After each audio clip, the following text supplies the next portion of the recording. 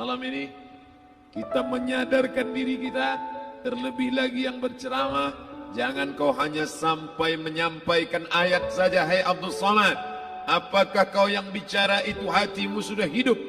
Senantiasa merasakan diri, aku orang paling hina, aku orang paling kotor, ditempelkan kening ke lantai di tempat yang diinjak tapak kaki, mengatakan bahwa aku bukan siapa-siapa. Umur diberikan Allah 40, 60, 70. Berapa yang kupakai untuk menolong agama Allah? Berapa yang kupakai untuk mengingat Allah? Mata, tangan, telinga, kaki akan diminta tanggung jawab di hadapan Allah. Dulu dibangga-banggakan, dihormati, dimuliakan. Yang kami muliakan Al-Mukarram, Al-Ustad. Tapi pada saat tiba masanya, yang kita bawa tak lain tak bukan innallaha la yanzuru ila ajsamikum. Allah tak menengok badan, fisik, bentuk tubuh, baju. Ini sampulnya saja. Wala ila suwarikum, Allah tak menengok rupa, wajah. Walakin yanzuru ila qulub. Hati kamu yang bersih itulah yang kau bawa menghadap Allah Subhanahu wa taala. Yauma la yanfa'u malun, harta tak berguna, wala banun, anak tak bisa menolong, harta tak berguna, anak tak mampu menolong, illa man atallah, kecuali orang yang datang menghadap Allah biqalbin salim, dengan hati yang bersih, hati yang tulus, hati yang memercikkan cahaya iman, hati yang bersih dari hasad, busuk hati, sum'ah, riya, takabbur. Itulah yang menolong di hadapan Allah Subhanahu wa taala. Apa kata Imam Ali radhiyallahu an? An-nasu niyam. Semua manusia waktu hidup itu tidur. Bapak tidur, ibu tidur, saya tidur. Semua orang waktu hidup itu tidur. Falamma matu, ketika dia mati, disitulah dia baru terjaga dari tidur panjang. Saat Israel mencabut nyawa, ditarikkan adalah satu sentapan yang kuat. Disitulah kita baru terjaga dari tidur panjang. Betapa aku meninggalkan salat, betapa aku tak berzakat, betapa dulu kekuasaan. Aku lulus umur 30, pensiun 58, 28 tahun, apapun tak pernah kubuat untuk agama. Sibuk membesarkan anak, sibuk mengurus warisan. Anak pun tak ingat dengan kita, karena kita lupa menanamkan pendidikan agama di dalam otak kepalanya. Harta yang banyak tak sempat menolong agama Allah. Anak tunggal semata wayang tak sempat dididik agama.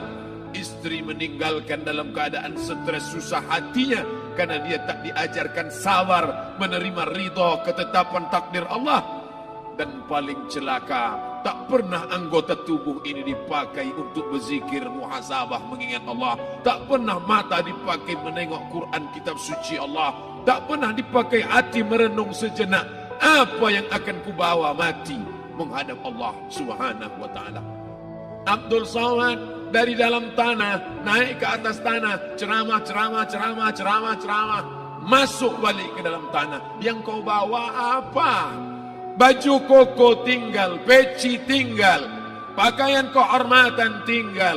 Yang kau bawa kain tidak berjahit, disobek, kerak. Itu yang akan menyampul kulitmu, yang selama ini kau dimandikan, dibersihkan oleh ibumu dulu 60 tahun yang lalu. Sampai masanya kau lupa kapan kau dimandikan dulu. Sekarang ruh melihat, disebut dia ruh, karena dia roha ya ruhu roh, seperti aroma semerbak yang datang pergi hinggap. Ruh sampai masanya dia datang masuk ke dalam jasad. Ruh sampai masanya dia pergi meninggalkan jasad. Malam ini dimuliakan Al-Mukarram Haji Abdul Somad LCMA. Kenapa Abdul Somad ini dimuliakan? Karena ruh hinggap sejenak sebentar, sampai masanya besok pagi dia ruh keluar dari dalam tubuh ini. Anak yang katanya ayahku sayang, istri katanya kaulah abang, sampai masanya mereka tak lagi mau mendekat. Rumah itu saya yang buat, saya yang mengukurnya. Tapi begitu ruh sudah keluar dari badan, tidak satu pun semeter, sesenti, sejengkal, sehasta ada tempat di rumah itu untuk jenazah bernama jenazah Abdul Somad.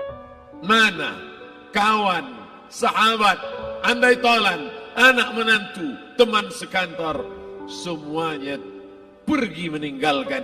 Yang tetap dibawa, kalau pernah kaki melangkah salat berjamaah di masjid, kalau pernah tangan mengusap kepala anak yatim, kalau pernah tangan mengucap subhanallah. Nanti di akhir tausiah kita akan berzikir, munajat, muhasabah diri, berdoa, mengenang apa yang akan kita bawa menghadap Allah Subhanahu wa taala. Datang malaikat membawa kain kafan dari cahaya, akan menyambut ruh yang mulia. Hadis riwayat Ahmad bin Ambal dalam kitab Al-Musnad, turun malaikat berlomba-lomba membawa kain putih dari cahaya, menunggu ruh akan keluar. Ruh menetes seperti embun di ujung daun. Daun tidak bergoyang, ranting tidak patah. Ruh menetes pelan turun ke dalam kain kafan, dibawa malaikat ke pintu langit. Tak sabar mereka menyambut. Inikah dia yang selama ini berjamaah? Berapa banyak yang masyhur terkenal di bumi, malaikat tak mengenal dia. Ini roh siapa? Tapi ini bukan LCMA, dia bukan ustaz, dia bukan ulama, tapi imannya dalam, kekuasaan dipakai menolong agama Allah. Ruhnya keluar di bawah, semua malaikat mengucapkan salam. Inilah orang yang selama ini kami tunggu-tunggu, catatannya sudah lama. Setiap pagi petang, malaikat subuh membawa catatan namanya, malaikat malam membawa catatan namanya. Kami merindukannya. Begitu orang-orang yang masyhur di langit, tapi tak dikenal makhluk bumi. Tapi ada sebaliknya, yang rohnya disentapkan, ditarik malaikat dengan begitu tarikan yang sangat kuat. Nabi bertanya saat Isra Mi'raj kepada mereka yang sudah mati ribuan tahun yang lalu, apa yang kalian rasakan? Yang satu mengatakan seperti tebasan pedang di tempat yang sama beratus kali. Yang satu mengatakan seperti kambing yang dikuliti hidup-hidup. Yang satu mengatakan seperti mata kail pancing ditarik dari kulit yang basah. Maka kita berdoa setiap selesai salat, Allahumma hawwin alaina, ringankan kami ya Allah, fi sakaratil maut, di saat sakaratul maut yang amat sangat menyakitkan itu, di saat malam pertama di tempat yang gelap, di tempat yang tak pernah diimpikan oleh orang, tapi kita tetap melewati dan merasakannya. Perlahan-lahan cacing tanah, ular-ulat kalajengking akan menggerogoti kulit yang selama ini dimandikan, selama ini dipakaikan sampo yang mahal, selama ini dioleskan pelembab yang lembut. Tapi ternyata sebelum roh keluar jasad, setelah keluar, dia hanya akan menjadi santapan cacing tanah, hancur berkeping hari demi hari. Yang pertama kali membusuk adalah mata, karena dia berisi cairan. Cairan ini mengering, busuk dan berlubang. Lalu kemudian usus sebulan di dalam tanah, mulai dia menggelembung masuk angin dan dia meletus pecah. Cacing-cacing tanah mulai datang menggerogoti, memakan. Habis, siap tak siap, suka tak suka, kau akan didatangkan. Apa yang akan ditanya oleh Allah? Perbuatanmu, amalmu. Faman ya'mal mithqala dzarratin khairan yarah. Sebesar biji sawi, sebesar ujung rambut, kau aniaya orang, kau makan titik puluh keringatnya. U'tul ajira ajrahu, berikan upah pekerjamu, gaji tukang panenmu, gaji tukang cuci setrikamu. Kau makan, kau tahan 3 bulan. Dia tak menuntut, dia senyum, dia hanya mampu mengadu kepada Allah. Tapi titik peluhnya yang keringatnya, air matanya akan kau balas di hadapan Allah Subhanahu wa taala. Di saat itu tak ada siapa bisa menolong. Hari ini uangmu banyak, kau bayar pengacara handal 1 jam 100 juta, bebas tanpa syarat. Tapi di hadapan Allah semua akan bersaksi. Al-yawma nakhtimu ala, lidah yang selama ini pandai bicara dikunci, ditutup Allah Ta'ala yang akan bicara. Wa tukallimuna aydihim wa tashhadu arjuluhum, kaki akan bersaksi, tangan akan bicara. Bima kanu yaksibun, yang pernah dilakukan di masa yang lalu. Mata melihat seolah-olah nyata perbuatan itu pernah dilakukan dulu. Kita lupa, kita tak ingat. Tapi catatan malaikat terlalu terang benderang. Wa in kullun lamma jami'un ladaina muhdarun. Catatan dibaca sampai-sampai orang itu tak percaya. Ma li hadzal kitab, kenapa buku catatan saya ini la yughadiru saghiratan, yang kecil-kecil, wala kabiratan, yang besar-besar, ahsaha, semua tercatat dalam buku catatan yang nyata. Dalam surat Al-Isra apa kata Allah? Iqra. Hari ini kalau dikatakan Iqra baca Quran, Iqra baca Yasin, malam Jumat Iqra baca surat Al-Kahfi. Tapi sampai hari itu Yasin tak bermakna, Al-Kahfi tak lagi disuruh baca karena hidup sudah berakhir. Iqra, baca. Apa yang kau baca? Kafa binafsikal yawma alaika hasiba. Baca buku catatan amal. Sampulnya dosa, isinya dosa. Catatan kakinya dosa, sampul penutupnya dosa, bibliografinya dosa. Sampai ia pun tidak percaya, kenapa aku hidup hanya dosa saja. Saat itu dia mendengar teriakan azab, saat itu dia menyaksikan pekikan teriakan sakitnya siksa. Rabbana, ya Tuhan kami, farji'na, balikkan lagi kami ke dunia. Rabbana, ya Tuhan kami, absarna, mata kami sudah melihat azab. Wasami'na, telinga kami sudah mendengar sakitnya, pekikan, teriakan, jeritan. Farji'na, balikkan lagi kami ke dunia. Na'mal salihan, kami ingin amal saleh.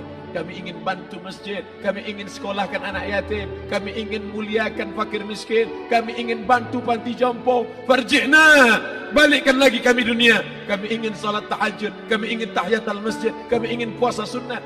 Saat itu penyesalan tak lagi berguna. Na'mal salihan, kami ingin amal saleh. Andai kau beri kami tenggat waktu ya Allah, laula akhartani, kalau kau beri aku waktu, ila ajalin qarib, aku tak minta hidup 1000 tahun. Ila ajalin qarib, sebentar saja kau hidupkan aku ya Allah. Di situ orang baru tahu apa yang pernah dilakukan dulu, yang di masa lalu tak ada cara lain kecuali malam ini kita bertaubat, taubat nasuha, mandi, solat sunat taubat. Ma min muslimin yuznibu zamban, ada orang silap, khilaf, buat dosa, salah. Siapa yang tak pernah salah? Sedangkan datuk moyang kita Adam pun salah, tapi dia mengetahui, sadar salahnya. Dia berdoa, Rabbana zalamna anfusana, kami sudah menzalimi diri kami. Wa illam taghfir lana, kalau kau tidak mengampuni kami, wa tarhamna, kalau kau tidak merahmati kami, dan akunanna minal khasirin, kami termasuk orang yang rugi ya Allah. Maka malam ini kita bermunajat kepada Allah, berdoa, mengenang masa lalu, bergelimang dosa, besok tak akan kita ulang. Kita minta ampun kepada Allah Subhanahu wa taala. Astaghfirullahalazim. Astaghfirullahalazim. Astaghfirullahalazim.